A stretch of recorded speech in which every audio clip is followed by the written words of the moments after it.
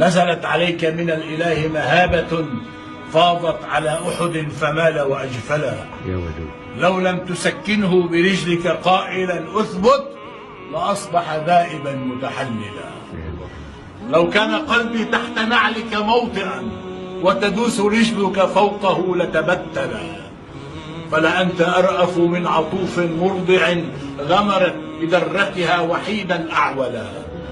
ولأنت أجمل يا محمد خلقة وأجل أخلاقا وأطيب منهلا.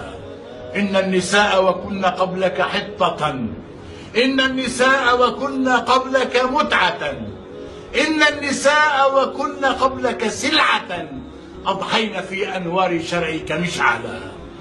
أنت الذي جعل النساء شقائقا وأزال صنع الوائدات من الفلا، وجعلت تحرير العبيد عبادة زلفى تنال بها الجنان وتجتلى.